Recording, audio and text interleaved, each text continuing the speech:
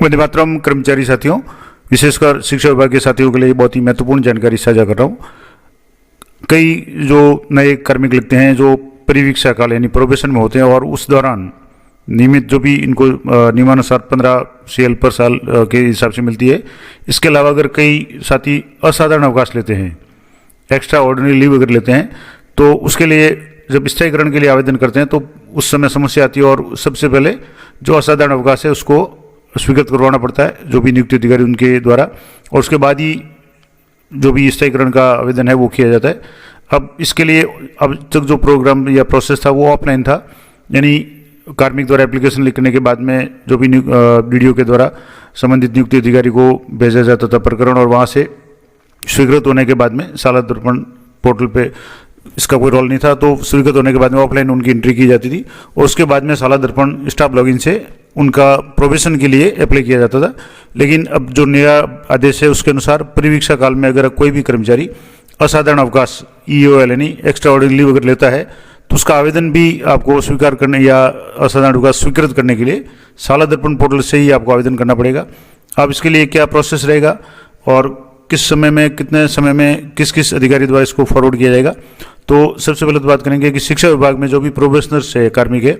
उनको विभिन्न कारणों से अलग अलग तरह के कारणों से असाधारण अवकाश जो लिए जाते थे और जो अभी तक ऑफलाइन है वो आवेदन किया जाकर के संबंधित नियुक्त अधिकारी को प्रेषित करते थे। अब ऐसे में क्या है कि काफ़ी समय वगैरह लगता था,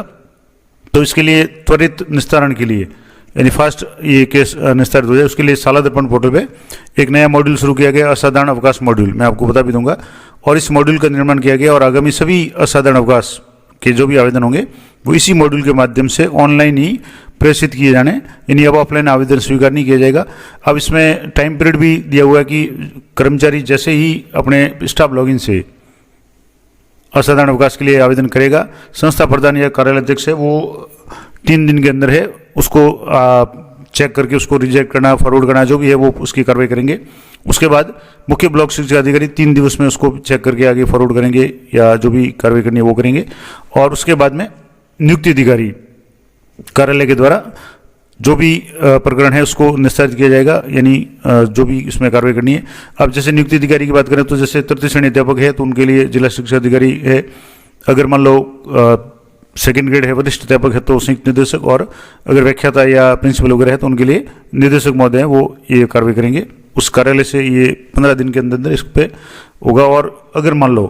कोई अवकाश ऐसा है जो इस लेवल से भी आगे उसको भेजा जाना है, तो शासन को अगर भेजा जाना है तो ऐसी स्थिति में निदेशालय स्तर से उसको 15 दिन के अंदर निस्तारित किया जाएगा और इस संबंध में जो भी आदेश निर्देश उसकी पालना की जाएगी। अब इसके लिए एक पूरा मॉड्यूल है वो साला दर्पण पे तैयार किया गया है, तो असाधारण अवकाश के कोई भी आवेदन है अब ऑफलाइन स्वीकार नहीं किए जा करके साला दर्पण पोर्टल के एक्स्ट्रा ऑर्डिनरी लीव मॉड्यूल यानी EOL मॉड्यूल से ही होंगे। अब वो कैसे होंगे, तो सबसे पहले जो भी कार्मिक है वो अपने स्टाफ लॉगिन खोलेगा। अब ये आदेश है, आप देखेंगे तो ये 8/10/2025 का डायरेक्टर महोदय का आदेश है, और इसमें कैसे होगा तो कार्मिक को अपने स्टाफ लॉगिन से असाधारण अवकाश के लिए परिवीक्षा काल पूर्ण होने पर आवेदन करना होगा। यानी जैसे आपका प्रोबेशन पूरा होता है उसके लिए स्थायीकरण का आवेदन करने से पहले अगर आपने असाधारण अवकाश इस दौरान लिया है 2 साल की अवधि में प्रोबेशन में, तो पहले वो स्वीकृत कराना पड़ेगा। उसके लिए सबसे पहले तो आपको प्रथम कॉलम में तो असाधारण अवकाश के अतिरिक्त कोई भी जो भी अवकाश लिए हैं तो वो आपको भरने, CL वगैरह है, प्रसूति अवकाश, मेडिकल वगैरह वो भरना है। उसके बाद दूसरा जो कॉलम है उसमें आपको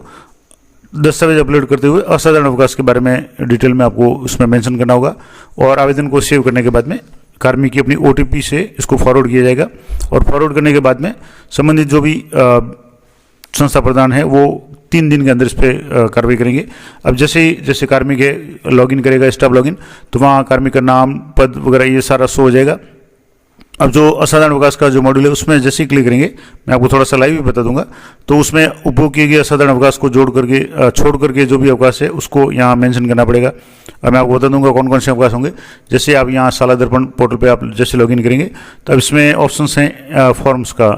अब फॉर्म्स है application form for departmental services, इस पर आपको क्लिक करना है और फॉर्म्स पे क्लिक करना है। तो आपके यहाँ अलग अलग तरह के फॉर्म्स दिखेंगे, जैसे apply for ACP, confirmation, examination NOC, विदेश यात्रा NOC, VRS एप्लीकेशन,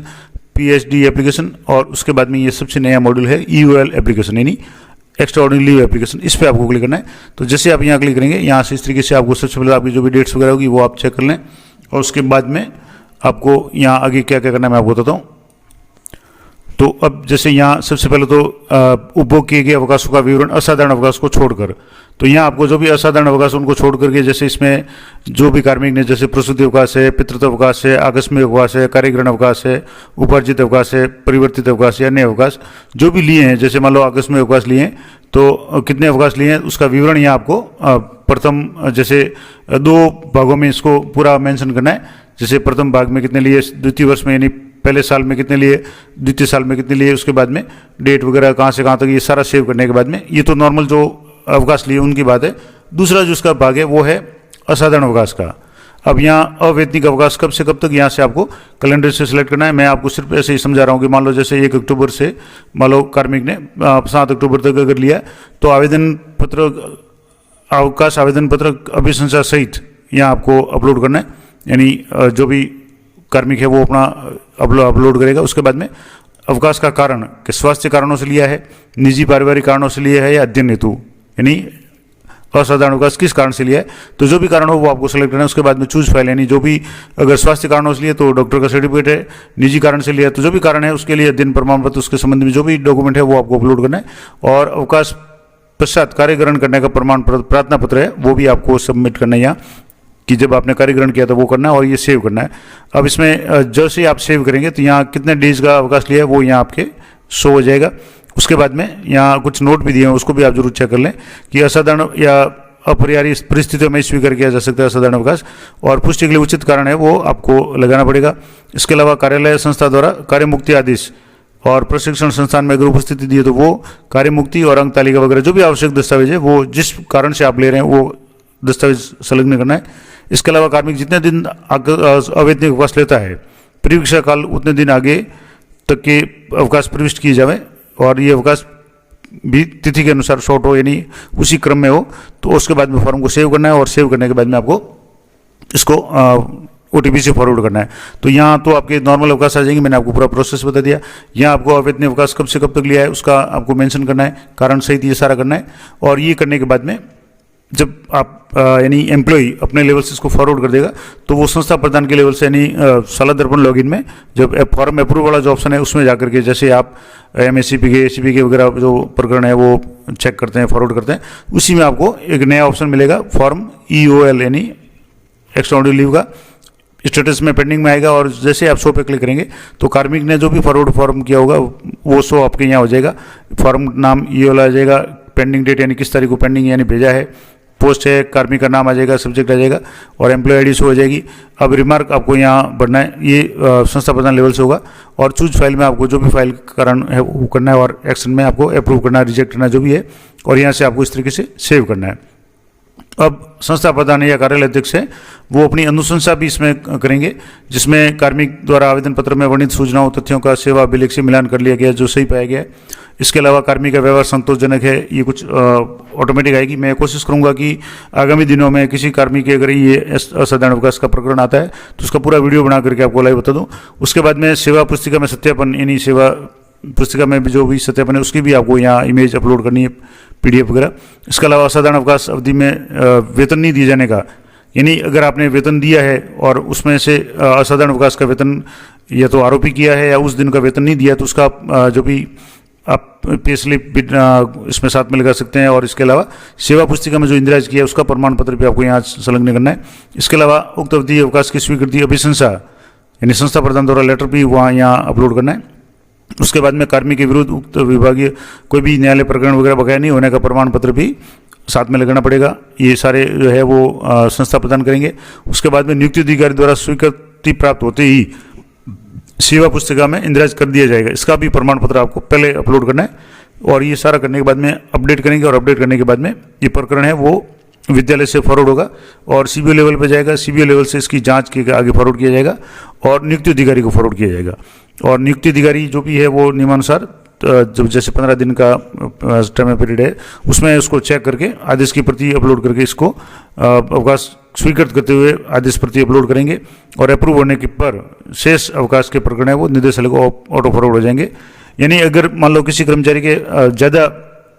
असाधारण अवकाश है और इतने ज़्यादा है कि वो नियुक्ति अधिकारी के लेवल के बाहर की बात है, तो एक्स्ट्रा जो भी होंगे वो एचओडी को फॉरवर्ड कर दिए जाएंगे। यानी जैसे एग्जाम्पल के लिए 11 + 9 + 8 यानी 28 दिन का अगर अवकाश है, days leave approved at appointing authority, तो 28 दिन का अवकाश यानी 1 महीने तक के तो अपॉइंटिंग अथॉरिटी कर लेंगी। लेकिन इसके बाद की अगर है ज़्यादा है, यानी 9 + 9 18 दिन एक्स्ट्रा है जो 28 दिन के अलावा है, तो वो फिर लीव केस है वो ऑटो फॉरवर्ड हो जाएंगे एचओडी को, तो वो एचओडी से फॉरवर्ड होकर के वहाँ से अप्रूव होकर के आएंगे। अब जैसे मान लो अवकाश का विवरण है, अब जैसे जो कार्मिक भरेगा वो कैसे भरेगा, तो कार्मिक जैसे अवैतनिक अवकाश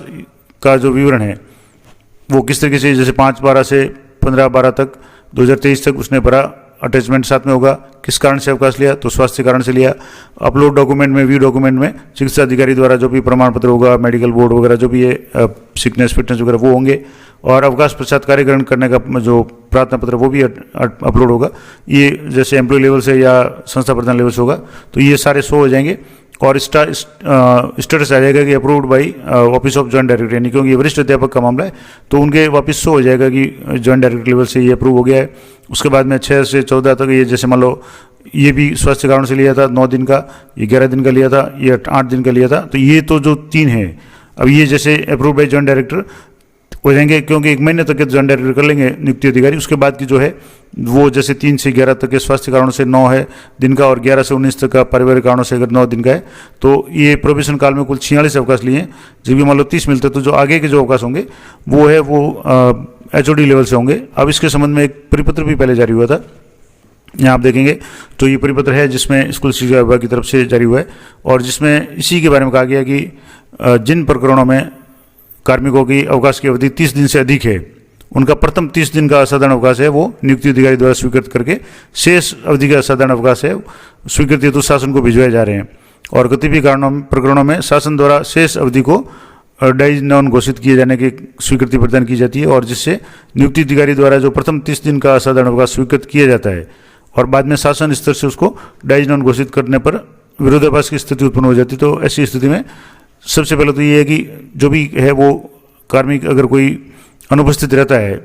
पूर्व बिना अनुमति या स्वीकृति के, तो उसकी सूचना है अविलंब आहरण वितरण अधिकारी द्वारा नियुक्ति अधिकारी या सक्षम अधिकारी को दी जानी चाहिए, और उसके बाद में जो भी उनके निर्देश अनुसार कार्रवाई की जानी चाहिए। इसके अलावा और भी कुछ इसमें निर्देश है कि परिवीक्षा काल में भी कई जो